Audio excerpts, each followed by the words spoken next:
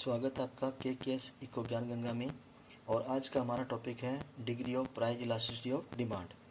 Degree of price elasticity demand मांग की कीमत पर उसकी श्रेणियाँ मार्शल ने दी थी और उनके अकॉर्डिंग ये 5 प्रकार की होती हैं। First is perfectly elastic demand, पूर्णतः लोचदार मांग।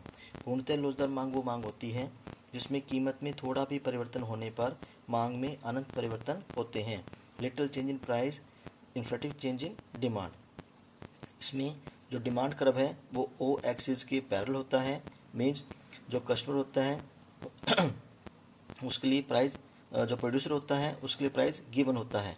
वो इस प्राइस पर जितना चाहे सेल कर सकता है, बट अगर वो इस प्राइस से अपने प्राइस को चेंजेस करता है तो उसकी डिमांड में इन्फ्लेटिव चेंजेस होंगे। इस प्रकार का जो डिमांड है वो एग्रीकल्चर प्रोडक्ट में देखने को मिलता है, व्हीट एंड राइस, क्योंकि यहाँ पे जो प्राइस है वो गवर्नमेंट डिसाइड करती है। तो प्रोड्यूसर के लिए प्राइस गिवन हो गया। अगर वो इस प्राइस में चेंजेस करता है, लाइक मान लो एक किसान ये कहता है कि मैं सरकार के द्वारा निर्धारित कीमतों से ज़्यादा कीमत लूँगा या ज़्यादा कीमत बेचूंगा, तो नेचुरल है कि उसकी डिमांड क्या हो जाएगी, जीरो। इन्फ्लेटिव चेंजेस, कहाँ तो वो बेच पा रहा था और कहाँ अब वो बिल्कुल भी सेल नहीं कर पाएगा। सेकेंड इज पूर्णतः बेलोचदार मांग, perfectly inelastic demand. Perfectly inelastic demand या पूर्णतः बेलोचदार मांग वो मांग होती है जिसमें कीमत चाहे घटे या बढ़े, वेदर प्राइस इंक्रीज और डिक्रीज, जो डिमांड है उसमें कोई चेंजेस नहीं होंगे।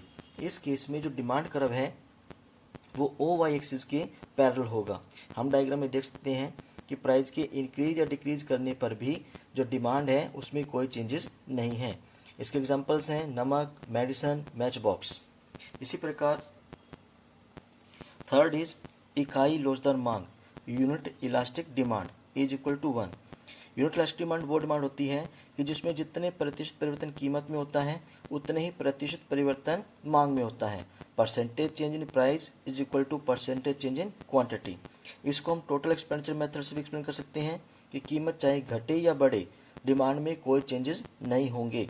डायग्राम से क्लियर है कि प्राइस 8 to 4 हुए तो जो क्वांटिटी है वो 20 से 10 हो गई। 8 into 20 80 rupees, 4 into 10 80 rupees.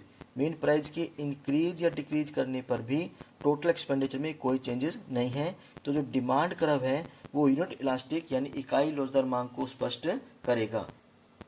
Next is इकाई से अधिक लोचदार मांग। इकाई से अधिक लोचदार मांग वो मांग होती है कि जिसमें जितने प्रतिशत परिवर्तन कीमत में होता है उससे ज़्यादा प्रतिशत परिवर्तन मांगी गई मात्रा में होता है।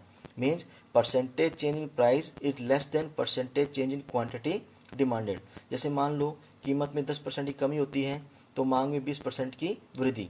इसी प्रकार अगर डायग्राम में हम देखें तो डायग्राम में जो हमारा डिमांड कर्व है वो बाहर की ओर फ्लैट हो जाएगा। इससे क्लियर होता है कि जब प्राइस इंक्रीज या डिक्रीज होते हैं तो डिमांड में चेंजेस ज़्यादा होंगे। हमें इन बॉक्सेस से पता लगता है कि प्राइस में चेंजेस कम हैं और डिमांड में चेंजेस ज़्यादा हैं। तो जो डिमांड कर्व है वो मोर इलास्टिक को शो करेगा। इसके बाद इकाई से कम लोचदार, less elastic. Less elastic demand वो होती है कि जिसमें जितना परसेंट चेंज प्राइस में होता है उससे कम परसेंटेज चेंज मांग में होता है। Percentage change in price is more than percentage change in quantity demanded. मांगी गई मात्रा में प्रतिशत परिवर्तन कम होगा और कीमत में प्रतिशत परिवर्तन ज़्यादा होगा। जैसे कि मान लो कीमतें 10% डिक्रीज करती हैं और मांग में केवल 9%, 8%, 7% मीन कीमत से कम चेंजेस हो, तो ये लेस इलास्टिक होगा। इस केस में जो हमारा डिमांड कर्व है वो अंदर की ओर स्टीप हो जाएगा, जो ये क्लियर करेगा कि प्राइस में चेंजेस ज़्यादा होने पर डिमांड में चेंजेस बिल्कुल माइनर होंगे। इसी को हम लेस इलास्टिक डिमांड कहते हैं। Thank you.